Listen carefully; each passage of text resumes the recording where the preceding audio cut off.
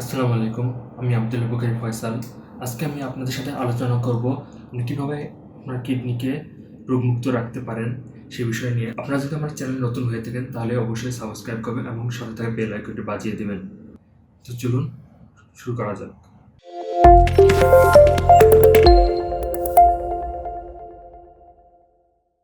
Kidney ভালো রাখতে হলে অবশ্যই আপনাদেরকে পর্যাপ্ত পরিমাণে পানি পান করতে হবে।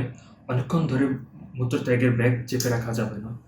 স্মোকিং, অ্যালকোহল, কার্বোহাইড্রেট জাতীয় ড্রিঙ্কস এগুলো পরিত্যাগ করতে হবে।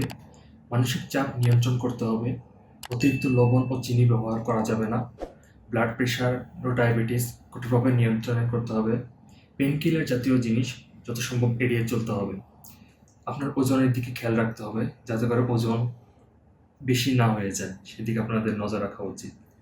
স্বাস্থ্যকর ডায়েট মেনে চলতে হবে এবং নিয়মিত শরীরচর্চা করতে হবে এবং প্রোটিন সমৃদ্ধ খাবার খেতে হবে, তবে সেটা পরিমিত পরিমাণে, বেশি হওয়া যাবে না। আপনারা চাইলে এভাবেই আপনাদের কিডনিকে ভালো রাখতে পারবেন। আমার ভিডিও যদি ভালো লেগে থাকে তাহলে একটা লাইক করবেন এবং কমেন্ট করে জানাবেন কেমন লাগলো। আজকে এই পর্যন্তই। আল্লাহ হাফেজ।